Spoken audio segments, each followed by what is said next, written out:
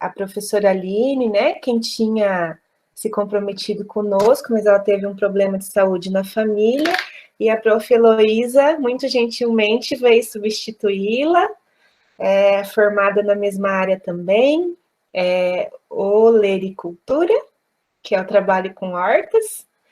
Então, Heloísa, essa é a nossa turma da Universidade da Maturidade, né? Universidade Aberta da Maturidade. Seja muito bem-vinda. Essa aula tem sido muito esperada, ela já estava no cronograma de Palotina, e aí o ano passado a gente fez um apanhado de temas e ela apareceu de novo esse tema, né? Então, fique à vontade, se quiser se apresentar, dizer como que você chegou aqui a Palotina, o que você quiser, né, falar agora, no comecinho, e depois a gente tem, então, até as 3h30, e aí você pode ficar à vontade de eles perguntarem durante a aula ou ao final, pode conduzir com os nossos queridos e queridas. Obrigada. Eu que agradeço, Renata, muito obrigada. Vocês estão me ouvindo? Fiquei muito feliz, né, com o convite. Eu, como a professora falou, meu nome é Heloísa, eu já sou de Palotina, né, meus pais moraram em Palotina, moram ainda em Palotina, e aí eu saí para fazer agronomia, porque quando eu comecei a agronomia, né, não tinha ainda na UFPR. Então eu saí, aí fiquei morando 10 anos em Marechal Cândido Rondon, aí eu fiz a minha graduação, meu mestrado, meu doutorado, e aí, ano passado, né, início do ano passado, em 2019, terminei meu doutorado, em dezembro, e em janeiro eu comecei a dar aulas ali na UFPR. Aí voltei para Palotina novamente, fiquei bastante feliz, que é uma cidade que eu gosto muito, né, de morar, então... E aí tô aqui, às vezes alguns eu vi que eu até já conheço, algumas pessoas que são de Palotina. E então a gente fiquei feliz também que você comentou, né, que o tema foi bem esperado, que bom. Conforme vocês forem tendo qualquer dúvida, né, vou colocar a apresentação, conforme vocês forem tendo qualquer dúvida, ou ficou alguma coisa que vocês não entenderam, aí vocês podem abrir o microfone, né, e podem ir conversando, vamos conversando, é até interessante, tá, que vocês conversem, perguntem, aí fica uma coisa mais aconchegante, já que a gente está distante, né, não pode ser presencial, mas fiquem à vontade, em qualquer momento abrir o microfone ou escrever no chat, né? Alguém me avisando. Então eu vou... E também agradecer, né, o convite, fiquei muito feliz. Vou colocar aqui a apresentação.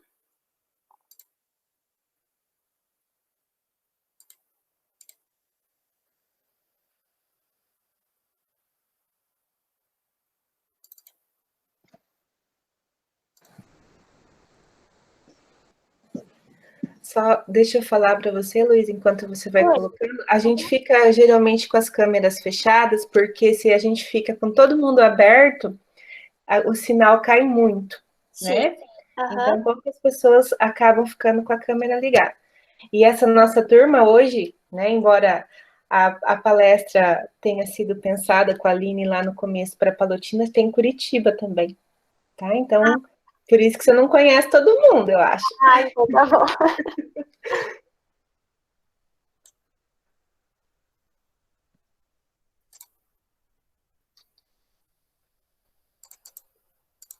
Acho que eu não estou conseguindo compartilhar. Vocês estão vendo? Agora a gente está vendo a sua tela, Heloísa. Isso, estamos vendo sim. Então, só coloca ali em ocultar ali embaixo, ó, para não ficar essa barrinha na frente. Tá. Isso, pronto.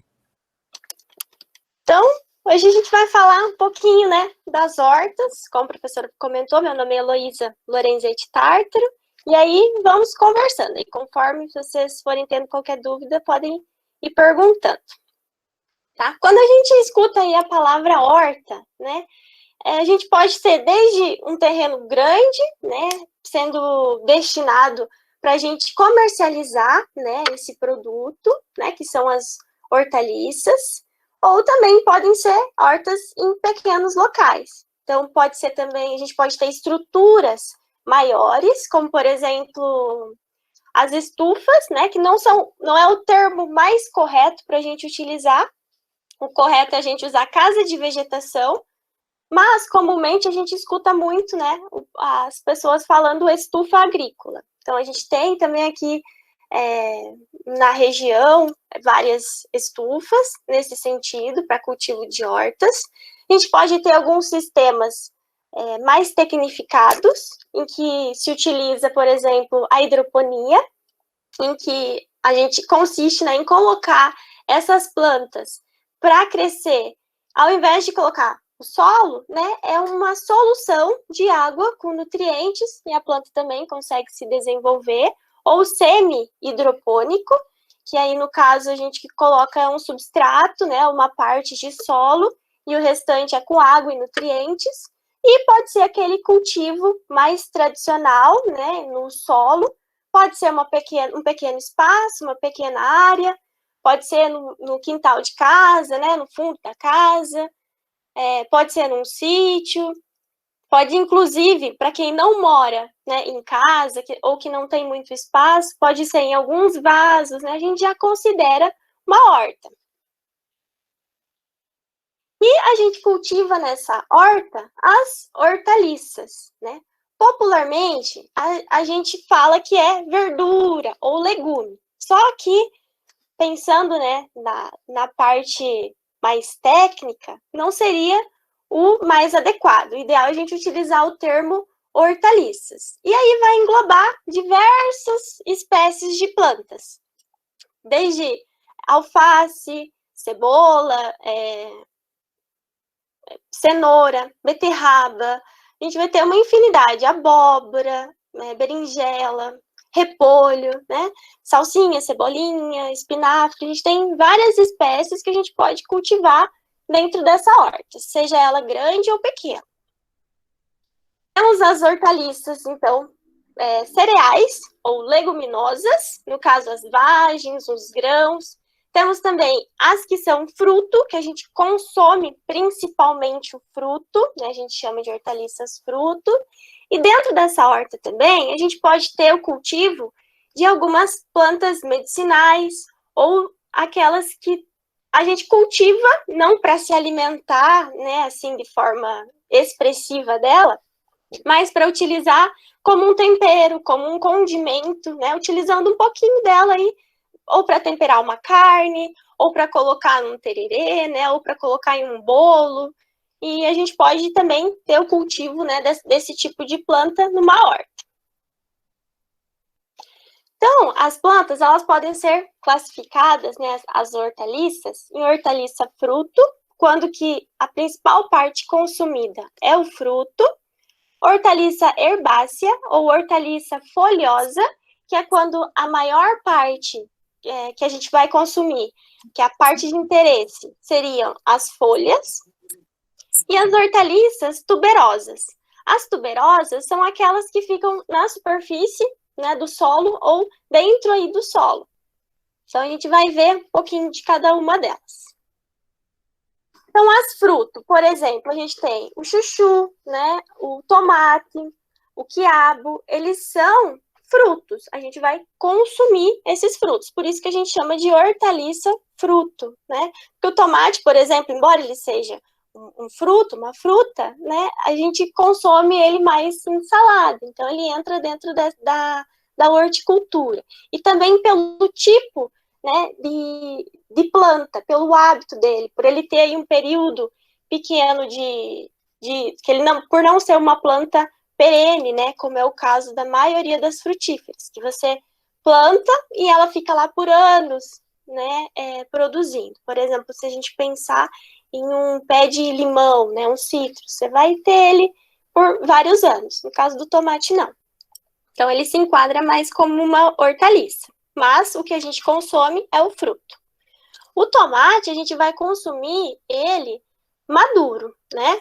Então, e a gente tem uma infinidade de espécies, de tipos, né, diferentes de variedades dentro dessa mesma espécie, que é o tomate. Então, tem tomate cereja, que ele é pequenininho, redondinho. A gente tem o uva, né, que ele é um pouquinho mais... Ele não é tão redondinho, ele é um pouquinho mais ovalado. Tem aqueles destinados para o processamento, que é para fazer molho, ou para fazer ketchup. E aqueles mais destinados para a mesa, para a gente utilizar aí como salada. E aí, a gente tem também alguns frutos que a gente não pode deixar amadurecer para a gente consumir, né, como uma hortaliça. Que é o caso, por exemplo, do maxixe, né, do quiabo. A gente não pode deixar amadurecer o quiabo para daí a gente consumir. A gente precisa consumir ele ainda verde, né, ainda imaturo. A gente só deixa ele por um período maior se a gente quer retirar as sementes, né, semear novamente essa planta. Mas se não, a gente consome ele de forma imatura. O milho também, na verdade, é o mesmo milho, né, que a gente utiliza aqui na região de Palotina, por exemplo. A gente tem muitos agricultores, né, que o principal é a agricultura, né, soja, milho, destinado para o grão. No caso do milho, quando a gente pensa em hortaliça, na verdade ele só é retirado antes dele ficar maduro, né, de passar por todo o desenvolvimento. Então, é o mini milho, que é o milho retirado antes dele estar maduro. Então, a gente vê bastante ele feito em conservas, né, e daí utiliza como uma hortaliça. Temos também as folhosas, ou as herbáceas, que é aqueles que a gente vai consumir mais a parte da folha, que seria, então, a couve, a rúcula, o agrião, as alfaces, de maneira geral. A gente tem uma infinidade, né? Só pensando em alface, a gente tem várias espécies diferentes. Temos algumas alfaces que a gente chama de amanteigada, crespa. Tem a americana, que ela é um pouco mais crocante, né, mais resistente, geralmente é utilizada em hambúrguer. E a gente tem as com coloração também diferente. A gente vê bastante essas diferentes espécies, né, para a gente consumir. E elas são hortaliças folhosas, assim como a couve, a salsa, o coentro, o repolho, o agrião, espinafre. Todas são folhosas. Outra parte comestível também seria a inflorescência, ou as flores, né, quando imaturas, de algumas plantas, que é o caso da couve-flor, do brócolis, da alcachofra, que a gente vai consumir, né, as inflorescências. E a gente também tem as hortaliças tuberosas. Dentro, né, quando vocês ouvirem esse nome aí, tuberosas, lembrem que vai ser tudo aquilo que vai se desenvolver embaixo da terra, que é o que a gente vai se alimentar, que é o principal interesse econômico, digamos assim. Que aí ele vai dar ou na superfície do solo ou embaixo da terra, que seria o caso da cebola, do gengibre, do açafrão, aquele açafrão amarelinho, açafrão da terra, também batata, beterraba, cenoura, tudo isso são hortaliças tuberosas. Alho, cebola, né, que a gente não consome assim em grande quantidade, mas que a gente utiliza bastante como condimento, né, para temperar os alimentos de maneira geral. E as batatas, né, diversos tipos de batata, a gente tem também aquelas que são mais destinadas para a gente fritar, outras mais destinadas para o processamento, mais moles, outras que são mais para a gente comer de forma como salada, enfim, vai depender do tipo de processo. E a gente também, dentro desses tuberosos, a gente encontra também a mandioca, o rabanete, o nabo, a batata doce, a batata salsa, aquela mandioquinha. Também todas essas são hortaliças tuberosas. E a gente pode também se alimentar de vagens ou de sementes. Então, antes de estar totalmente maduro, a gente pode consumir, né? Pode ser feijão de vagem, pode ser ervilha, né? Tem a ervilha torta, diversos tipos de feijão de vagem, tem aquele que é pequeno, né? Que a gente planta da mesma forma que o feijão normal, e tem também aqueles que são trepadeira, né? Sarmentosos. Então, por que é legal a gente ter uma horta? Por que é importante a gente ter uma horta? Será que é interessante? Será que não é? A horta, ela vai proporcionar para a gente, né, alguns alimentos saudáveis, que são importantes a gente consumir. Então, é algo bem interessante, bem legal. Às vezes nós não temos muito espaço, né, mas é legal a gente cultivar e se alimentar desses alimentos que são mais saudáveis, a gente mesmo cuidar, né, deles, então ter aí todo o processo de cuidado, depois você se alimenta de algo que você mesmo produziu, cuidou, aí muitas vezes você também, por ser pequeno, você consegue cuidar melhor, né? Se tem alguma praga, você consegue ir lá e eliminar essa praga, você não precisa usar inseticida, você não precisa usar herbicida, né? Se tiver alguma planta daninha, você pode ir lá e carpir, você pode ir lá arrancar com a mão. Então, é algo bem legal, né? Bem vantajoso para a gente, nós mesmos, consumir aquilo que a gente produziu, sabendo que são alimentos naturalmente saudáveis. E também por fins terapêuticos, não somente pelas propriedades que as plantas vão ter, né? Mas também pelo fato de você ir lá, cuidar, né? Você passa um tempinho, enquanto você vai cuidando da tua horta, você vai pensando na vida, né? Você também pode cultivar algumas plantas medicinais nessa horta, né? Fazer alguns chás, um alecrim, um boldo, enfim. Então, acho que tem vários pontos positivos de você ter uma horta. Claro que ela vai te dar um pouco de trabalho, né? Às vezes você vai ter que gastar comprando uma muda, uma semente, mas é algo bem prazeroso e que com certeza traz resultados bons, né? Tanto para a saúde mental como física também, porque você vai estar consumindo algo saudável e também você vai estar se exercitando, né? Exercitando o físico e também a mente. E aí, a gente tem alguns equipamentos que é interessante ter, e aí você vai pensar em que equipamentos você precisa, dependendo do tamanho da horta que você quer ter na sua casa, ou se você quer plantar para comercializar. Aí você vai ver se é uma horta grande, né? Às vezes você precisa de equipamentos melhores. Se é uma horta pequena, você não precisa de tantos equipamentos, uma enxada, né, um regador, já vai suprir as suas necessidades. Então, isso vai depender do seu objetivo. Mas, o principal, né, o que a gente precisa pensar, independente do tipo de horta, é você ter um planejamento. Você precisa pensar em como você vai implantar a sua horta. Como que você vai fazer, né? O que você vai fazer para implantar? Que tipo de planta você quer cultivar? Você quer cultivar alguma espécie específica? Você quer produzir as suas mudas? Ou você vai comprar numa agropecuária as suas mudas? Você só vai plantar lá na tua horta. Você tem algum valor que você queira investir? Por exemplo, se você prefere investir comprando a muda, né, é uma situação. Se você prefere investir comprando um recipiente, um substrato para você, uma semente para você mesmo fazer suas mudas, também é diferente. Então você tem que ir pensando nisso, pensando no tempo que você vai ter, se você vai ter tempo para cuidar dessa horta, porque não é simplesmente você ir lá e plantar, né, e não fazer mais nada. Não, você vai ter que ir cuidando, né? Semanalmente você vai ter que ir cuidando, talvez olhando a questão da irrigação. Se você não tiver nenhum sistema de irrigação, você vai ter que ir lá regar. Então você tem que calcular todo esse tempo, se você vai ter essa disponibilidade, o que você vai cultivar.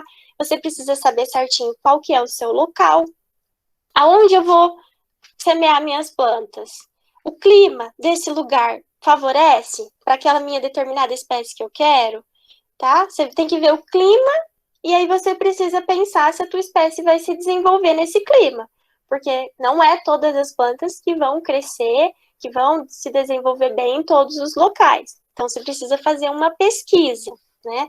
De acordo com o seu clima, da sua região aí, o que é que melhor se desenvolve, né? Qual que é o período mais adequado para eu semear, para eu plantar? Tudo isso você precisa fazer um planejamento, né? Pensar como que você vai implantar essa horta, como você vai desenvolver ela. Então, você tem que conhecer a exigência climática para aquela determinada espécie que você quer cultivar. Então, a gente tem uma divisão, se vocês procurarem na internet, também é bem facinho de encontrar.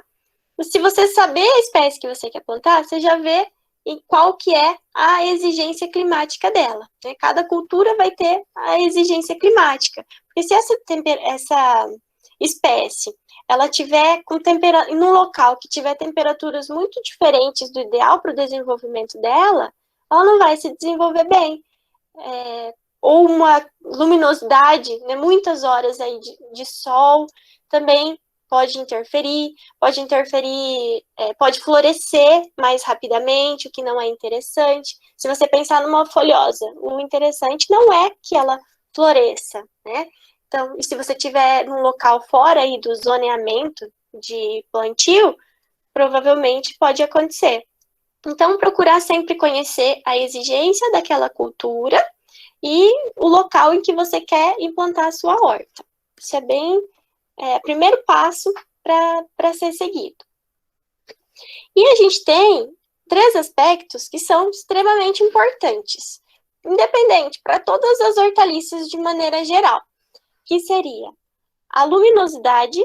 Então, todas as plantas, elas precisam de sol, elas precisam de radiação solar. As plantas, elas vão produzir o seu alimento a partir, né, da radiação solar. Ela vai absorver pelas raízes a água e os nutrientes, e a radiação solar vai promover a fotossíntese, e através da fotossíntese essa planta vai produzir carboidratos, né, glicose, que ela vai utilizar para o seu crescimento, para o seu desenvolvimento, né? Então, ela precisa de luminosidade. O seu local precisa pegar sol. Outro fator importante é a temperatura. Então, cada espécie vai ter uma temperatura que é ideal para o seu desenvolvimento. Mas, se a gente pensar assim de maneira geral nas hortaliças, a temperatura deve ser entre 20 e 32 graus. Uma média assim, ideal para o desenvolvimento. Por quê? Porque se eu tiver temperaturas muito acima disso ou muito abaixo disso, vai reduzir o crescimento, a planta para, às vezes, de crescer, né? Pode vir ocorrer o declínio dessa planta. Então, é outro fator extremamente importante. E o terceiro fator, muito importante, é a disponibilidade de água. Você precisa pensar se no teu local que você vai implantar a tua horta, você vai ter água para regar essas plantas, né? Porque a planta, ela precisa da água, tanto da água em si, como da água como veículo para ela absorver os nutrientes que estão no solo. Então, é muito importante ter água e uma água limpa, uma água de qualidade. Pensando na temperatura, a temperatura ela pode influenciar tanto na germinação de sementes, né, no crescimento vegetativo. Às vezes vai ter uma temperatura ideal para ela germinar, essa planta. Então, se não tiver essa temperatura, ela pode já nem germinar. No crescimento vegetativo, como eu falei, um extremo de temperatura, pensando em plantas de maneira geral, vão promover a paralisação de crescimento. No florescimento também, às vezes, algumas plantas só vão florescer em uma determinada temperatura, né? Ou só vão frutificar em uma determinada temperatura. Aí você vai ver o interesse, teu interesse é que ela frutifique ou não, né? Qual que é a temperatura. E também para a produção de sementes. Então, A temperatura ela vai ser extremamente importante. Aqui eu trouxe para vocês uma foto de tomate cultivado em alta temperatura. O que acontece? Ele não está um tomate bonito, um tomate adequado, tá? Tá um tomate que não está totalmente com a coloração esperada, né? Que é atrativa, que a gente olha e fala, nossa, né? Que tomate bonito. Enfim, por altas temperaturas. Altas temperaturas também podem promover em pepino uma deformação, que também não é interessante. O pendoamento, né? Pensando na alface, o pendoamento é algo que a gente não quer, né? Porque depois que pendoou, quando começou a sair ali o pendão, já fica inviável, não dá mais para a gente consumir. Então, a gente não quer isso. E esse pendoamento, ele é estimulado, né, pela temperatura. Então, você tem que pensar, né, na tua cultivar, se vai ser uma cultivar de inverno ou de verão. A gente tem aquelas cultivares que são mais suscetíveis e as que toleram um pouco mais altas temperaturas. Então, se a tua região tem temperaturas mais altas, o ideal é você pensar em plantar uma espécie que seja mais tolerante a essas temperaturas mais altas, porque senão vai acabar estiolando, né, e tendo esse pendoamento, que é o caso Heloísa, dessa imagem. explica pra gente o que é pendoamento. O pendoamento é aqui, ó, nessa imagem, quando ela vai formar a flor e posteriormente a semente. Vocês conseguem ver aqui na imagem? Sim. E aí, a planta, ela vai usar a sua energia para quê? Para formar a flor e a semente, né? Que é o interessante. Aí, a planta pensa que para ela é o interessante. Por quê? Porque as condições, em temperaturas muito altas, a planta, ela sente, entre aspas, né? Que ela não está em uma condição ideal. Aí, o que ela pensa?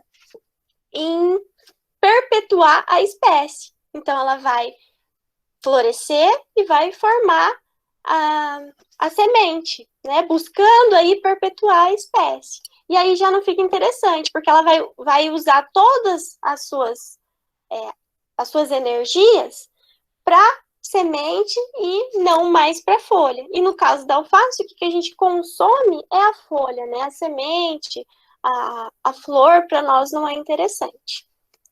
Isso acontece em altas temperaturas e em espécies que são, em variedades que são suscetíveis a altas temperaturas. A questão do sol também, como eu falei para vocês, influencia bastante, né? Por exemplo, o tomate aqui, ele ficou exposto ao sol muito forte. O que acontece? Provoca uma escaldadura, né? Como se a gente tivesse jogado uma água quente nesse tomate. Ele fica assim meio molengo e tudo isso em função da exposição pelo sol. Então, por isso que a gente tem que cuidar. Se for uma horta pequena, se a gente está numa região que tem essa radiação muito intensa, né? É interessante até cobrir esse fruto, né? Colocar um jornal, já ajuda. Ou também, ó, o mesmo pode acontecer para pimentão, né, pela exposição ao sol. Novamente é uma escaldadura, como se tivesse jogado uma água quente sobre ele. E aí já não dá para consumir, né, parte dele, então não é interessante. E a radiação solar também pode influenciar. No caso da cenoura, por exemplo, vocês já devem ter visto no mercado, às vezes, a cenoura vem com a pontinha verde ou avermelhada, meio arroxeada. Isso aconteceu porque essa parte ficou sobre o solo, né, exposta à radiação solar, tá? E o interessante é que não fique exposto à radiação solar, tá? Então, isso também é um dano causado pela exposição à luz solar. Bom, mas vamos pensar lá na gente escolher o nosso local para implantar a nossa horta. Então, a gente precisa fazer uma limpeza. Se a gente já sabe mais ou menos qual que é o local, a gente precisa ver se tem alguma planta daninha, se tem alguma raiz lá, ou alguma planta muito velha, que tem raiz grossa.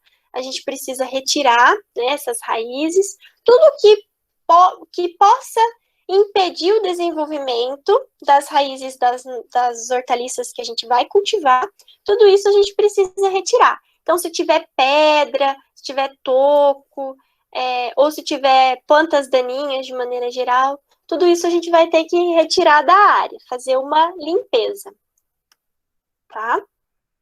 Outro fator importante é a topografia. O ideal é que você implante a sua horta em um local que seja plano, né? Que não tenha muita inclinação. Se for um local muito baixo, o que pode acontecer? Se for um local muito baixo, pode acumular água. Então, vai chover, vai acumular água, né, nesse espaço, e isso não é interessante para a planta. Então, o bom é que tenha um bom escoamento ou que a área seja bem plana, tá? Se a área não for plana, também não é um impedimento, né? O ideal seria, mas não é impedimento. Você pode fazer alguma construção, você pode colocar algumas tábuas, né? Tentando deixar essa área o mais plano possível. Para ter um fácil acesso, né? Para não ter inundação, para não ter acúmulo de água, para também permitir que você consiga fazer os tratos culturais aí, cuidar da sua planta, né? Retirar as plantas daninhas, né? Que é aquele matinho que vai crescendo e permitir aí os cuidados. E você precisa, escolhendo aí o teu local, né? Sabendo qual que é o local que você vai começar a cultivar as suas plantas, você precisa conhecer o seu solo, tá? É um ponto muito importante, conhecer o solo. Se esse teu solo, ele tem bastante areia, ou se ele tem argila, os solos, eles são formados por 3 partículas, tá? Que é areia, silt e argila. Os arenosos, a gente vai ter uma menor quantidade de argila. Então, os arenosos, eles são solos que eles vão tender ao escoamento da água. Então, se você jogar um copo de água em um vaso que está cheio de solo arenoso, a tendência é a água escorrer, né, bem rapidamente. Então, esse tipo de solo é um solo que vai precisar de mais água. Já um solo argiloso, que é o nosso solo aqui de Palotina, ele tem bastante argila. Então, ele retém bastante água. Então, se a gente jogar um copo de água em um vaso que está com solo argiloso, a tendência é a água ficar mais, ela demorar mais tempo para escoar, ela não ter esse escoamento, né, tão bom. E aí vai depender também da matéria orgânica. Quanto mais matéria orgânica tiver no teu solo, melhor, porque a matéria orgânica também vai manter a umidade, ela vai favorecer o desenvolvimento de alguns micro-organismos que são benéficos para o solo, tá? O ideal é que o nosso solo, ele esteja cheio de vida, tá?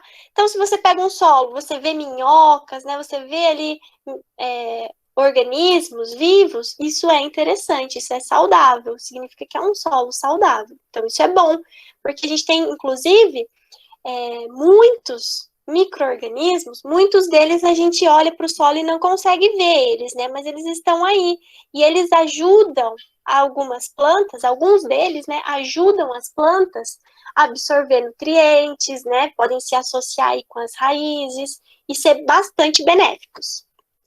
Tá? E o importante é a gente impedir qualquer impedimento físico que tenha nessa área, a gente precisa retirar, deixar aquele solo bem fofinho mesmo. E o ponto principal, que é um ponto que, pensando em horta, geralmente não é feito, é a análise do solo. A análise do solo é como se fosse um exame do solo, né? Vocês devem fazer todo ano, ou pelo menos devem fazer a cada período de tempo, um exame de sangue, né? Nesse exame de sangue, o médico, ele vai pegar esse teu exame de sangue, ele vai ver, né, o que está faltando, se tem alguma deficiência, se está tudo bem. Ele vai falar assim, não precisa tomar nenhum medicamento. Opa, tem alguma coisa de errado aqui, né? Vamos investigar, vamos fazer alguns exames. Aí, a partir do resultado desses exames, ele vai te dar algum medicamento, né? Ou vai te dar algumas instruções. A análise do solo é a mesma coisa, tá? Então, a gente vai retirar um pouquinho do solo, a gente manda para um laboratório e nos dá um laudo. Esse laudo, ele vai mostrar se o teu solo está deficiente de algum nutriente, se ele tem excesso de algum nutriente, o que também é ruim, ou se ele está um solo ácido, porque o interessante não é que o solo seja ácido, tá? Então, a análise do solo é um ponto primordial, extremamente importante. E vocês vão ver que é super fácil de fazer. Esse equipamento aqui, azul, é o que a gente chama de trado, tá? Os agrônomos utilizam lá em grandes culturas, eles vão lá e retiram a análise. Tá vendo que ele é oco aqui nessa parte de baixo, 20 centímetros.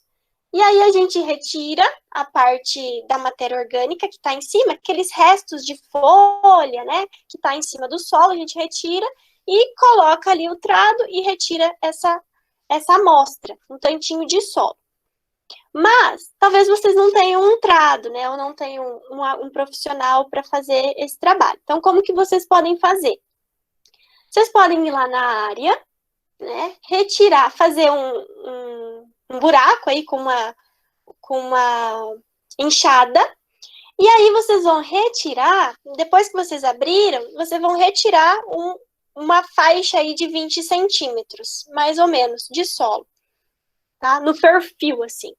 E aí você vai retirar e colocar num balde. O ideal é você ir na tua área caminhando, se é uma área pequena, você pode tirar umas 3, 5 amostras, aí você mistura muito bem, e você vai colocar um pouquinho num saquinho.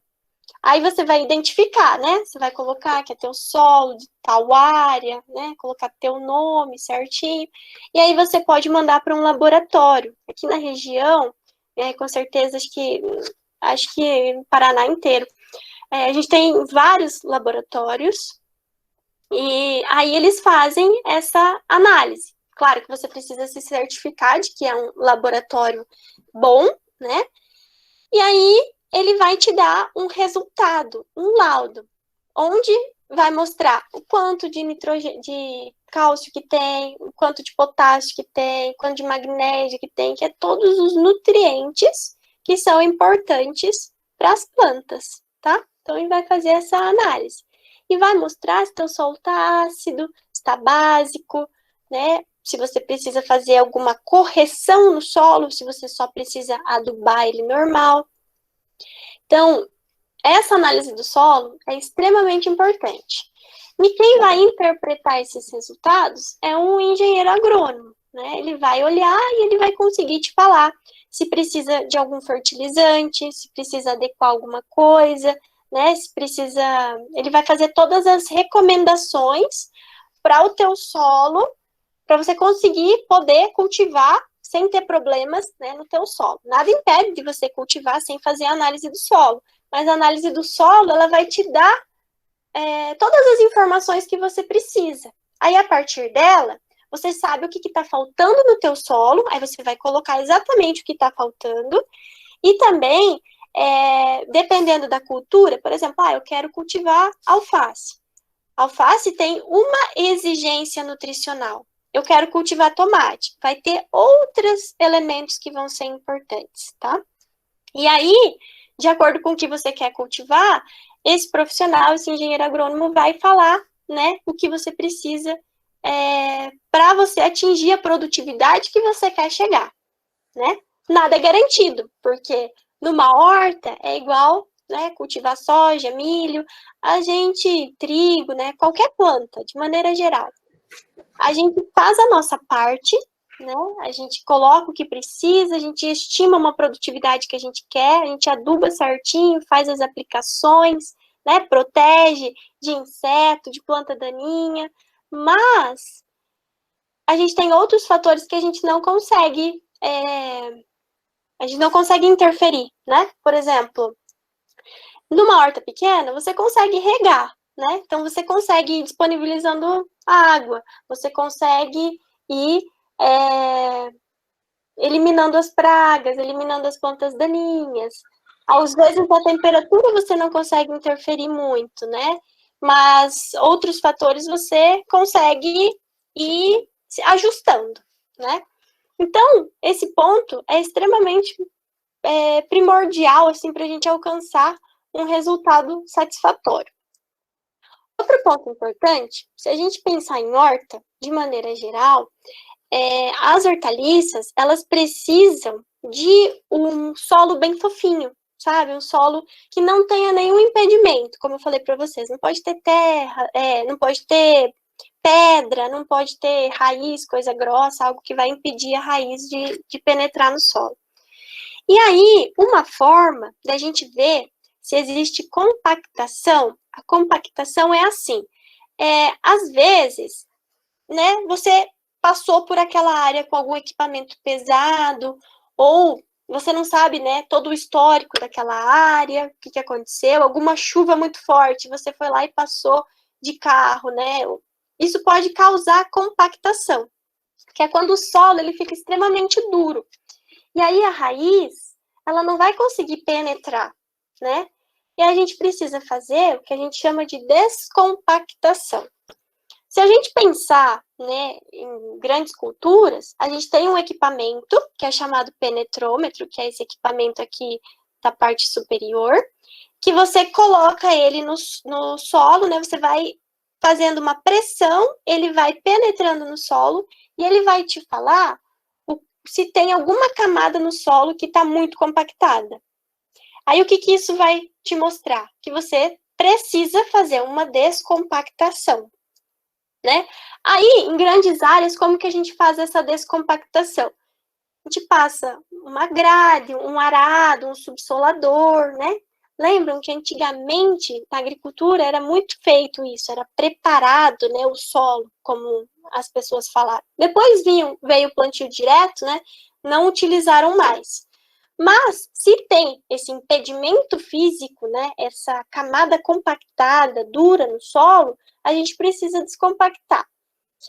Bom, aí vocês têm uma área pequena atrás de casa, vocês querem ver se está compactada ou não. O que vocês podem fazer? Pegar um vergalhão de ferro, tá? Como aqui na imagem da direita aqui, e vocês irem tentando pressionar ele contra o solo, né? E vendo se ele entra com uma certa facilidade. Se ele entrar com uma certa facilidade, tá tranquilo. Se vocês veem que você aperta, ele tem que ter mais ou menos 1 metro. Se vocês veem que até um certo ponto ele vai com facilidade, mas depois ele fica muito duro, isso demonstra que você tem uma camada que está compactada, que você precisa fazer essa descompactação. E aí, como é que vocês vão fazer essa descompactação, né? Por que vocês precisam fazer essa descompactação, primeiro de tudo? Como eu falei, a raiz vai atingir aquela área dura, compactada, e ela não vai conseguir passar por essa área. Ela não vai. Aí ela vai, né, dar o jeito dela. Ela vai desviar, se for uma pedra, se for toda a camada, ela vai crescer para o lado. E isso não é bom. A gente quer que a raiz ela atinja o máximo de profundidade, porque daí ela vai conseguir, ela tem uma maior área de aproveitamento para, inclusive, a água, né? Quando chove, a água vai infiltrando, ela vai baixando. Se a raiz estiver lá embaixo, tem mais chance dessa planta, se ficar alguns dias sem chover, ela conseguir, se tiver um déficit hídrico, né? Que a gente fala que é quando falta chuva, essa raiz, ela nessas profundidades maiores, ela vai conseguir encontrar água, vai conseguir sobreviver por um período maior. Então, isso é bem importante. E aí, vocês podem fazer a descompactação, no caso de uma área pequena, na própria enxada, no enxadão, né, numa marretinha aí de mão, você vai indo aí descompactando o solo, mexendo bem esse solo, tá? Preparando para a horta de vocês. Outro ponto que é extremamente importante, que eu acho que é o ponto assim principal, e que as pessoas, quando vão fazer uma horta, não levam isso em consideração, que é a calagem, né? Geralmente, a pessoa faz a horta, né? Coloca adubo, ela lembra que tem que adubar, que as plantas precisam de nutrientes, mas não lembra de fazer a calagem. A calagem, ela é principalmente em horta, né? Em grandes culturas, a calagem é primordial, né? Os agricultores fazem. Mas pensando em horta, né? Quando é em casa, uma área pequena, geralmente a gente não tem esse hábito de fazer. E dá muita diferença. Por quê? Porque os solos, a maioria deles, naturalmente, eles são ácidos. Ou seja, eles têm um pH que é muito baixo, tá? Esse pH baixo, né, que vai conferir um solo ácido, faz com que as plantas não consigam absorver os nutrientes que estão no solo. Então, às vezes, a pessoa vai lá, aduba, né? Aduba de novo, as plantinhas não vêm, aduba. E, na verdade, o que precisa é ajeitar o pH. Porque com o pH ideal, a planta consegue aproveitar esses nutrientes que estão no solo, né? Esse adubo que você jogou, a planta consegue aproveitar, né? A calagem, ela é feita com calcário, com aplicação de calcário. A gente tem dois tipos de calcário. Um que tem uma maior concentração de magnésio e um que tem uma maior concentração de cálcio.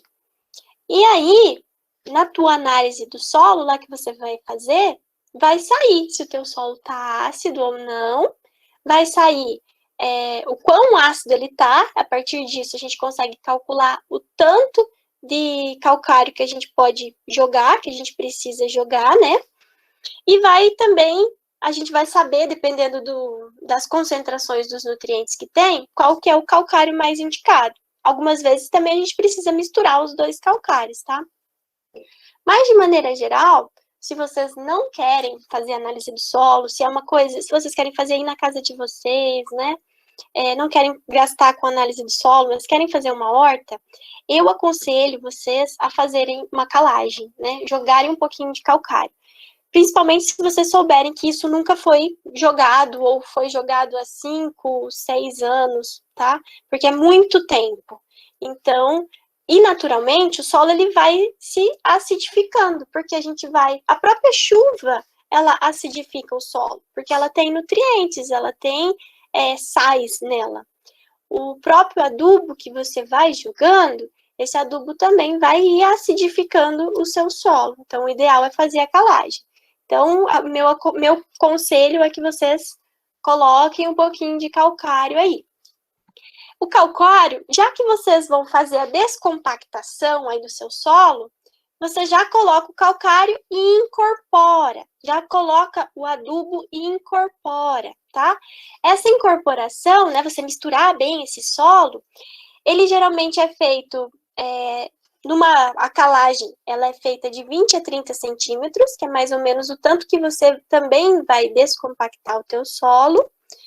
E você vai fazer essa calagem uns 30 a 40 dias antes do seu plantio, tá? Então, o ideal é fazer essa calagem antes, antecipada.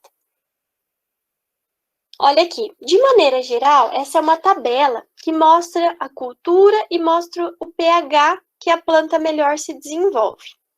Então, assim, não dá para a gente falar, né? pH X é o pH melhor para todas as plantas. Não é assim. Cada planta vai ter um pH de solo que ela vai melhor se adaptar, né? Mas, se a gente pensar de maneira geral para as hortaliças, né, geralmente são pHs mais altos, ou seja, são solos mais básicos, né? Então, é muito importante fazer esse processo de calagem. Eu acho que essa preparação, né, essa descompactação e essa calagem, né, e essa adubação, que a gente vai falar aí na sequência, são os passos, assim, primordiais e é onde acho que está o erro nas pessoas que tentam, né, fazer uma horta e não conseguem. Adubação, né, também o ideal é você incorporar aí, misturar, junto com o teu solo, junto com o teu calcário. E nesse ponto, o que eu geralmente recomendo? Recomendo vocês utilizarem um adubo orgânico, né? Às vezes, até próximo de vocês tem um aviário, né? Ou vocês mesmos têm um sítio, né? Vocês conseguem ter acesso a esse, ou também podem comprar, né, em lojas, o adubo orgânico. O adubo orgânico, ele vai ter vários benefícios, né? Porque ele vai fornecer os nutrientes para a planta, vai favorecer o desenvolvimento de micro-organismos. Lembra que a gente comentou que tem micro-organismos que são muito benéficos, que são importantes, que ajudam a planta a crescer. Então, vai favorecer esses micro-organismos. Ele desfavorece outros insetos que são ruins para a planta. E ele também, inclusive, ajuda ao teu solo não compactar novamente, tá? Ele auxilia para evitar problemas de compactação. Então, se você fez a descompactação, lá, mexeu bem o seu solo, colocou matéria orgânica, né, colocou um adubo orgânico, isso também vai estar ajudando para o teu solo não voltar a compactar novamente, porque ele pode voltar assim, tá? A própria chuva vai compactando com o passar dos anos. Só que ele também tem algumas limitações. Por exemplo, o ideal é você incorporar, né? Se você já está descompactando, já está fazendo a calagem, fica fácil. E o ideal também é você deixar esse esterco, né, esse adubo orgânico, que pode ser um humus de minhoca, pode ser um esterco de galinha, pode ser esterco de boi, torta de mamona, tudo isso pode ser utilizado como adubo orgânico, mas o ideal é que você faça o processo de cura desse esterco, né? Porque se você jogar ele simplesmente, né? Vou lá no aviário, retiro e jogo. Ele pode queimar as suas plantas ou queimar a sua semente e aí não vai germinar. Então você tem que fazer esse processo e esperar aí de 30 a 40 dias. Isso é o mais recomendado. Mas também nada impede de vocês utilizarem um adubo que seja químico, né? Comprar um adubo químico e utilizar. E aí a quantidade de adubo orgânico, né? O ideal seria a gente fazer a análise do solo, para saber como o teu solo tá, para daí você saber certinho quanto de adubo que você vai colocar. Mas, se você não quiser fazer, a gente tem uma tabelinha que mais ou menos norteia, né, a quantidade de adubo que a gente utiliza em pequenas hortas. Por exemplo, se for folhosas, lembra que a gente falou que as folhosas são aquelas que a gente consome principalmente a parte da folha, né, no caso da rúcula, alface. Nesse caso, aí se você utilizar um esterco de galinha, né, de frango ou bovino, suíno, o ideal seria com humus de minhoca, uma mistura, por exemplo, aí você utiliza de meio a 1 quilo. Se você utilizar a torta de mamona, de 0,1 a 0,2. E assim você vai se norteando mais ou menos nas quantidades, tá bom? Mas você pode jogar uma quantia, você não pode abusar, né, muito na quantidade, porque daí também não vai ser bom para as plantas. E outro ponto principal é você deixar ele curtir, né, fazer essa cura que a gente fala. E deixar esse período aí no solo, e não semear ou plantar suas mudas logo na sequência, que daí pode queimar. Heloísa, oi. Deixa eu perguntar então, por exemplo, se eu quero plantar lá no meu num vaso, né? Aqui em casa eu não planto no quintal, eu planto no vaso. Eu também tenho que descompactar, né? Eu ia até te perguntar, mas você já respondeu que a própria chuva vai compactando, né? Porque os meus vasos aqui, todos ficam compactados. Volta e meia eu tenho que mexer. Então, eu posso colocar o cal, esse adubo, e deixar lá ele, sei lá, pelos 20 ou 30 dias, e só depois plantar. É isso. Isso, é o mais recomendado, né? Para não correr o risco de você perder a sua planta. Sabe o que você pode fazer? Você falou que tem esse problema aí de compactar, né? O que pode ajudar é colocar uma palhada sobre o vaso. Algum feno picadinho, alguma coisa assim. A grama que é cortada? Isso, porque daí ameniza, né, o impacto das gotas de chuva. Aí também ameniza um pouco a compactação. Entendi. É uma dica. E quando você falou lá da terra, né, da análise do solo, aqui tem bastante gente, acho que deve morar em apartamento, vai acabar comprando a terra se for fazer uma hortinha, né?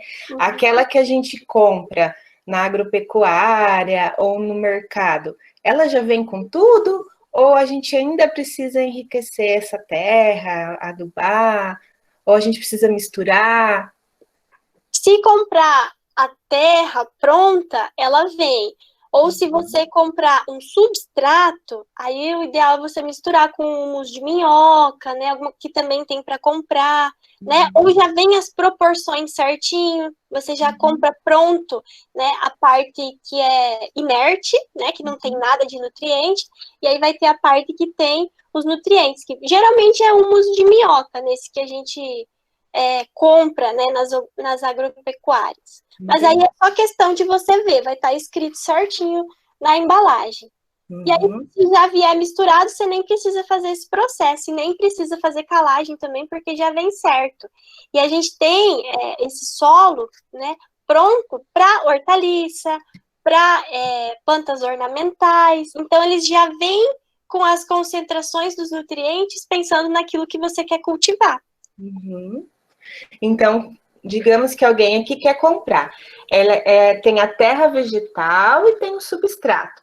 Se eu comprar a terra, ela já vai vir com tudo.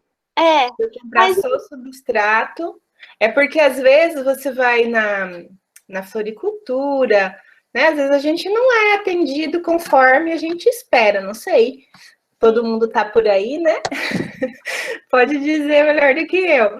Mas, então, existem essas diferenças. Só para a gente saber, porque, né, como a hortinha, todo mundo sempre quer ter lá o seu temperinho, o seu chazinho, né?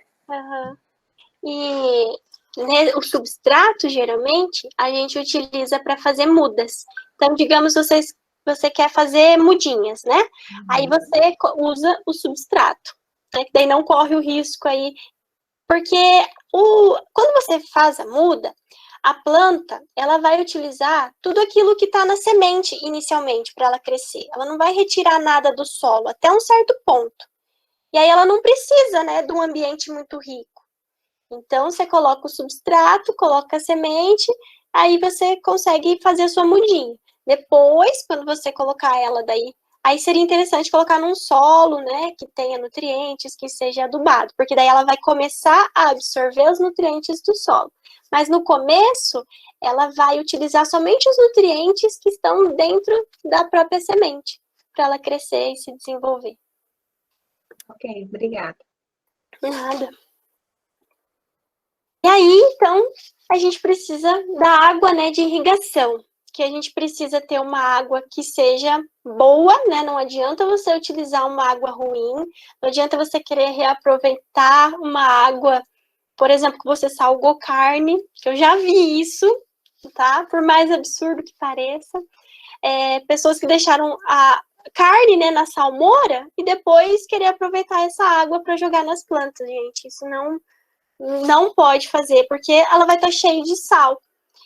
E a água, ela vai entrar na planta, porque a planta, ela tá cheia de sais, que são os nutrientes lá, os carboidratos, os solutos, que a gente chama. E a água, ela vai entrar tentando diluir esses solutos. Se a gente tiver muito sal no solo, a água não vai conseguir entrar na planta. Então, mesmo que o solo esteja encharcado lá, cheio de água, a planta vai murchar e vai morrer, tá? Por isso que é ideal ter uma água de qualidade. E uma água também que não tenha doença, né? Patógenos que podem causar doença na planta. Então, o ideal é uma água, assim, boa, né? Se não for água da chuva, mas uma água que não esteja com sabão, né? Ou com sal, com esse tipo de resíduo. Heloísa, deixa eu te perguntar um negócio, que eu sempre pensava, até quando eu fiz o cursinho. Porque se tem muito sal na terra, né? Vai ser difícil para a planta absorver. Então, por que você põe sal no pé de caju? Na base do pé do caju para dar fruta? A minha avó colocava sal grosso. Então, eu não sei do pé de caju, mas eu sei, por exemplo, do coco, né? É porque, assim, as plantas... Você lembra que eu mostrei antes uma tabelinha que tinha o pH ideal para o desenvolvimento de cada uma das plantas? Sim. Então, cada planta vai ter esse pH ideal, né? E algumas plantas, elas preferem locais com pH extremamente baixo, ou seja, um solo muito ácido, né? E aí, ela precisa desse solo ácido, às vezes, para frutificar, né? Para florescer, porque é o habitat dela, o que ela tem como ideal para o seu desenvolvimento. É nesse sentido. É que, assim, a maioria das plantas prefere, se a gente pensar em hortaliça, prefere um solo menos salinizado, né? Mas algumas plantas vão ser adaptadas para esses solos mais ácidos, né, que tem essa maior concentração de sal. Isso pode acontecer, sim. No coqueiro também as pessoas colocam sal, né, porque o habitat natural dele é uma região que tem bastante sal no solo. É por isso, pelo centro de origem daquela determinada planta. Certo, obrigado.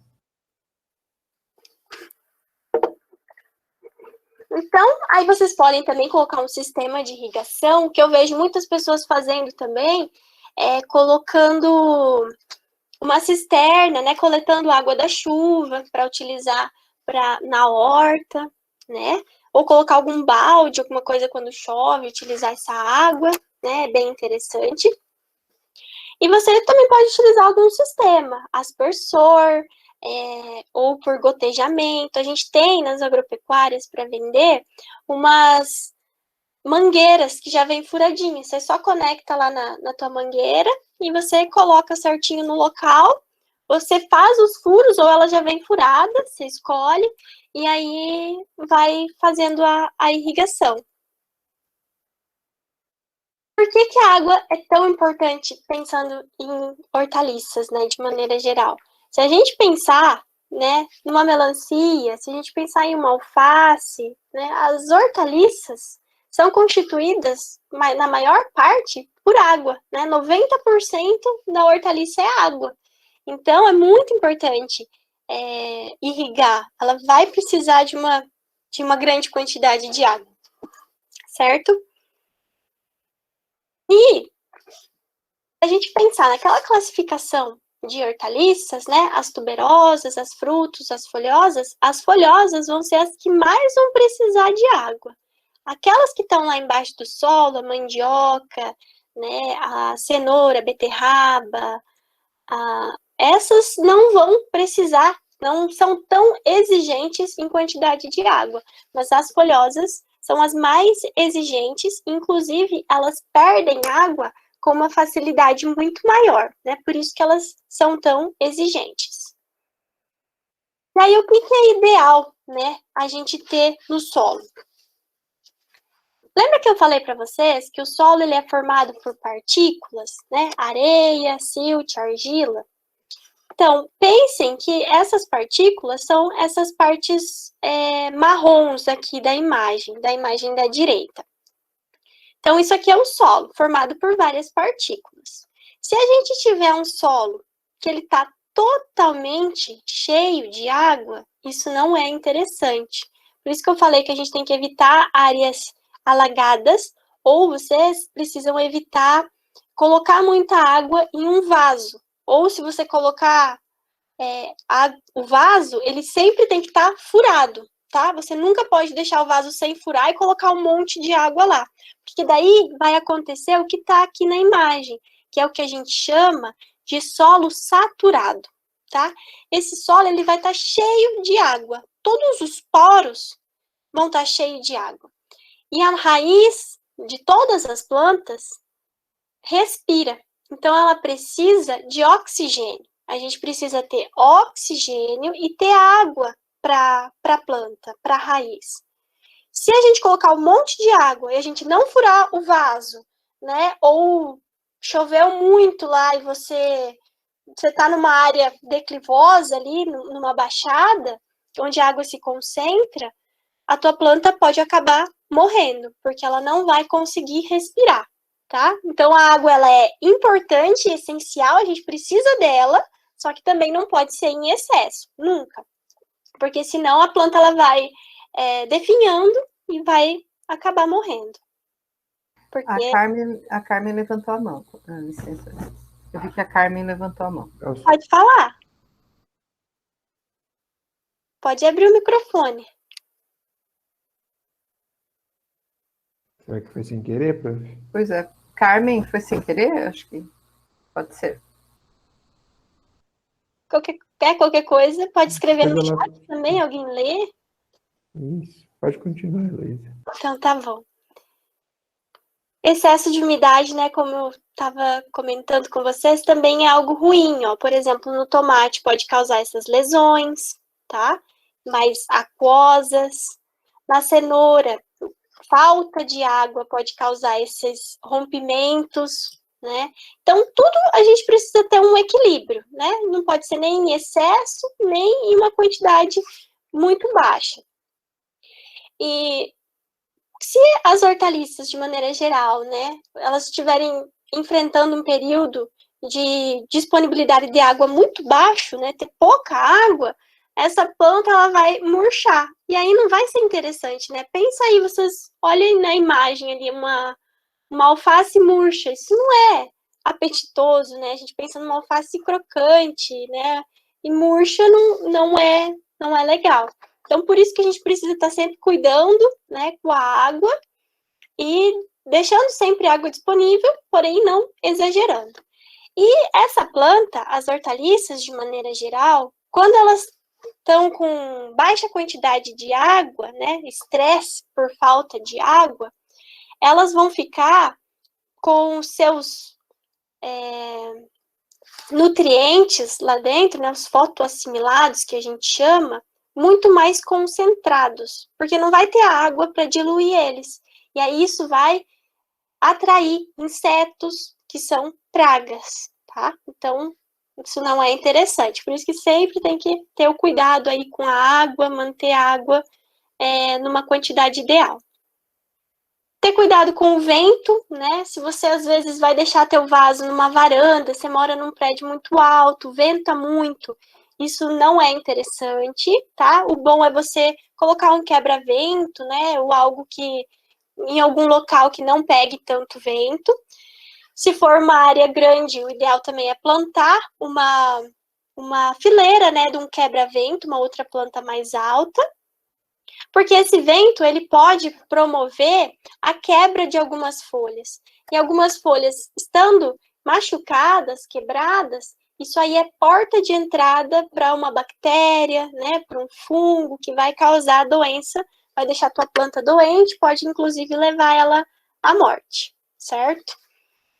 E aí, bom, a gente falou, né, de todo esse processo aí, de como a gente coloca, pensando no solo, né, na adubação, na correção, mas como que a gente vai realmente plantar ou semear a nossa cultura?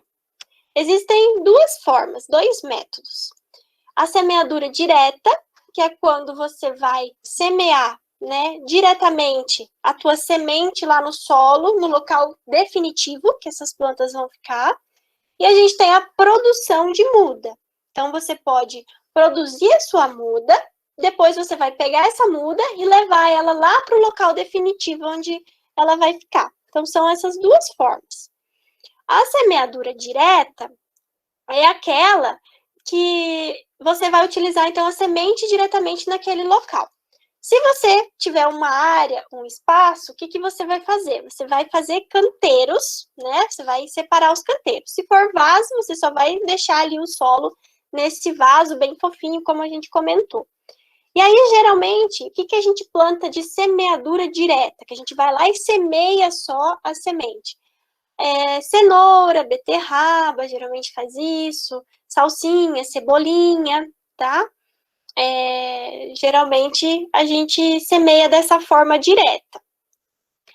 Já a gente produz mudas pensando em alface, né? Pensando em tomate, em couve. A maioria dos casos, o que a gente faz? Brócolis. A gente faz a muda e depois a gente vai lá e planta essa mudinha no canteiro, né? Ou no vaso. E aí você pode ter a tua muda com raiz nua, ou seja, não tem nenhum tipo de substrato, como a imagem está mostrando aqui. Você vai semear simplesmente num local, depois você vai lá arrancar daquele local e levar no local definitivo. É o raiz nua. Ou em recipientes. Aí você vai utilizar um recipiente para você semear nesse recipiente. Você vai usar um substrato, e aí a tua muda, quando você tirar, vai ter a raiz e o torrãozinho feito aí com o substrato, igual mostra aqui a imagem. Tá? São duas formas. Você pode utilizar, inclusive, para fazer as suas mudas, recipientes que você tem em casa, né? Restos aí, por exemplo, o rolo do papel higiênico, né? Termina, fica aquela parte de papelão. Você pode usar como um recipiente, ou uma caixinha de leite, ou mesmo você pode fazer com um jornal. Depois eu vou mostrar uma foto para vocês. E aí você cultiva inicialmente ali, nesses locais, depois você coloca definitivamente no seu vaso, ou no teu canteiro, né? Raiz nua, como eu falei, você semeia em um dado local e vai retirando as plantas e levando para o local definitivo. Ou utilizando os recipientes, né? Que você vai utilizar um recipiente, um local onde você vai colocar o substrato e você vai colocar a tua semente individualizado. O substrato, ele precisa ter algumas características que são importantes, que ele tem que ser firme, denso, ele tem que segurar a água que é necessária para a planta usar, e ele precisa formar aqueles poros. Lembra que a gente comentou que a raiz respira, que ela precisa ter oxigênio? Então, esses são os pontos principais. E ele tem que também livre de doença, mas aí a gente compra o substrato, geralmente ele já vem, se é um substrato certificado, certinho, ele já vem totalmente estéril. Aqui, ó, que eu comentei com vocês, né? Ter esses espaços com água e ter os espaços com ar, né? Isso vai nos garantir que o substrato ele é um substrato ideal para o desenvolvimento das plantas. E a gente tem substratos específicos, tá? Para cada cultura. Então, a gente tem um específico para hortaliças, porque o substrato, ele pode ser feito de diversos materiais. Pode ser pode ser vermiculita, casquinha de arroz, pode ser a base de fibra de coco. Tem vários elementos aí que a gente pode utilizar como substrato. Recipiente, como eu falei, também a gente tem muitos recipientes. Vocês podem comprar, né, uma bandeja, por exemplo, de isopor ou de plástico. Aí vocês compram o substrato, colocam esse substrato,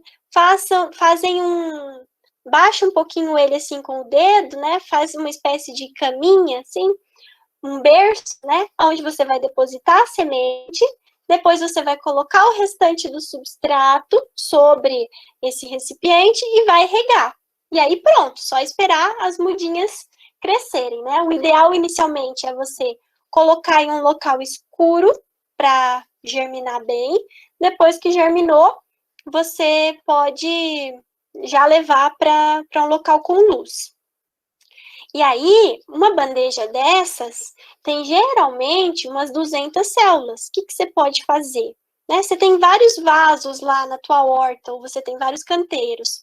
Você pode pegar uma bandeja dessa, semear um pouquinho de alface, um pouquinho de couve, um pouquinho de brócolis, né? Algumas mudas de tomate, algumas de pimentão, tudo numa mesma bandeja. Depois você só faz o plantio no teu local definitivo, no teu vaso ou no teu canteiro. Pode utilizar recipientes que você tem ali em casa, né? Até é o mais ideal, né? Utilizar caixinha de leite ou fazer com com jornal, com aquela parte interna do papel higiênico. E somente assim para curiosidade, né? Existe também grandes empresas que fazem essas bandejas em grande escala, e aí é essas bandejas que a gente vê para comercialização, geralmente nas agropecuárias, né? Então, são máquinas que vão semeando, vão preparando essas bandejas, depois a gente tem as mudas prontas. Aqui elas estão no local para germinação, como eu falei, a germinação, o ideal é deixar num local bem escuro, né, no primeiro momento, até ela germinar, e numa temperatura de 20, 30 graus. Então, não adianta deixar lá no solão, lá no calor. O ideal é você colocar na garagem, né, ou dentro ali de casa, um pouquinho mais protegido, né, até germinar. Depois que germinou, leva para fora. E aí, essas mudas, geralmente, a gente não precisa fazer nenhuma adubação nelas, a não ser que você vai produzir mudas para vender, né? Aí, cada espécie vai ter uma exigência. A única coisa é que, mesmo sendo mudas, vocês precisam ter um cuidado, né, com praga, então tem que ficar sempre de olho. Se você tiver uma bandejinha só, né, você consegue ir catando ali, às vezes você vê uma borboleta, você já fica de olho, né? Aí você já vai lá e tentar encontrar os ovos, né? Se você não encontrar, né, vê uma lagarta, você consegue ali facilmente só retirar e aí não vai ter grandes problemas. Essas mudas precisam ter um certo cuidado de transporte, sempre, né? A gente precisa transportar elas com bastante cuidado. Se vocês preferirem comprar a muda, o ideal é que vocês saibam a procedência delas. Se elas foram conduzidas da melhor forma possível, se elas foram transportadas de forma adequada, né? Esse é adequado. Inadequado é o caso dessa imagem, tá? Que daí tá ali uma em cima da outra, ela acaba machucando, quebrando, aí pode entrar doença, a planta vai demorar um tempão para ela se recuperar. Isso não é interessante, tá? Então, se vocês forem comprar as mudas, fiquem de olho de quem vocês vão comprar, né? Como que elas são produzidas. Porque isso aqui a gente precisa evitar. Aí você vai lá, coloca as suas mudas. Você vai fazer o espaçamento das suas mudas, vai depender da espécie que você vai cultivar, né? Se for alface, por exemplo, a alface vai crescer um certo tamanho, então você vai mais ou menos calculando a distância. Mas é uma distância menor do que um repolho, né? Do que um brócolis, que são plantas maiores. Então, você tem que cuidar dessa questão do espaçamento também, né? Depende do tamanho do teu vaso, às vezes vai caber mais, menos, do tamanho do teu canteiro, mas ter essa noção de que as plantas elas vão crescer e que elas precisam estar no ambiente adequado. Porque se você colocar muito juntas, ela vai começar a competir por luz, vai começar a competir por nutrientes no solo, e aí nenhuma vai se desenvolver bem. Se vocês optarem por comprar uma bandeja, fazer as mudas de vocês, lembrem-se que posteriormente vocês precisam lavar bem essas bandejas, passar também um álcool, passar um hipoclorito, né, aquela que boa que a gente compra, que é água sanitária. Então, utilizar aquilo para desinfetar mesmo, fazer a desinfecção e lavar bem, deixar secando, e aí você guarda e pode utilizar ela inúmeras vezes, beleza? Bom, a gente falou mais de semente, né? Que seria o tipo de propagação sexuada. Mas a gente também pode utilizar pedaços de plantas para a gente cultivar na nossa horta. Por exemplo, eu queria um pé de alecrim, queria um pé de boldo. Ao invés de você comprar semente e cultivar, fazer a muda, você pode, se você conhece uma pessoa que tem um pezinho, você pode quebrar um galinho, né, e colocar no teu vaso diretamente. Isso a gente chama de propagação vegetativa, né? Aí isso vai ser bom, porque você já vai ter uma planta um pouquinho maior, né? Tem plantas que enraizam muito facilmente dessa forma, então também é algo a ser pensado. Vai depender da espécie, tem a forma mais adequada para você cultivar, para você conduzir.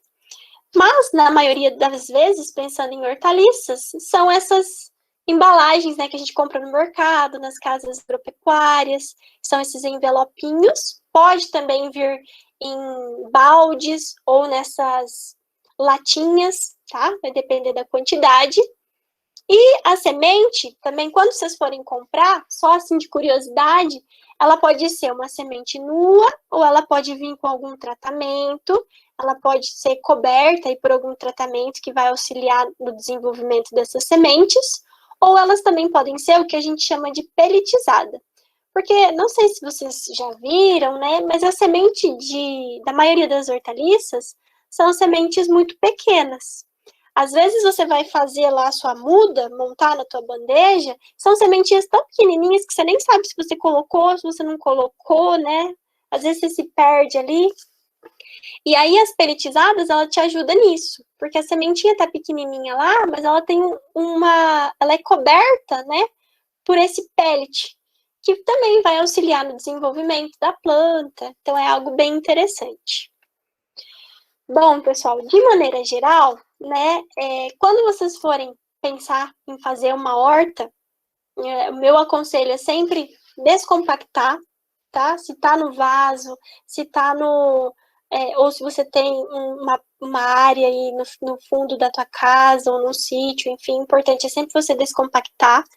Importante fazer a calagem, se não for feita, né? O ideal é você fazer análise de solo, para você ter certeza de que você vai estar fornecendo tudo que é adequado para o desenvolvimento das tuas plantas. Mas se você não tem essa possibilidade, ou se você opta por não fazer, faça uma calagem, faça uma adubação, utilize um adubo orgânico, é fácil de a gente conseguir.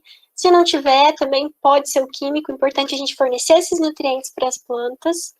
Por quê? Porque é importante a gente também ter uma semente de qualidade ou uma muda de qualidade, tá? Isso vai representar grande parte do nosso sucesso. Então, quando vocês forem, além de tudo aquilo que vocês vão fazer, preparar o solo, comprar uma semente boa, de qualidade, ou comprar uma muda boa, né? Nada impede também de vocês pegarem a semente de alguém, ou pegarem de algum fruto, né, que vocês gostaram, guardar a semente, mas às vezes não é o mais interessante. Às vezes você consegue ter uma planta que vai produzir bem, às vezes não. Mas o ideal é isso, né? É a gente comprar uma semente boa, de qualidade, uma muda boa, que vai garantir maior sucesso, né, na horta de vocês. Pessoal, o que eu queria passar para vocês, né, sobre horta é isso. Semana que vem a Aline vai comentar mais com vocês sobre hortas em áreas menores, né, mais especificamente em vasos, de forma vertical, né, como vocês otimizarem o espaço para ter essas hortas.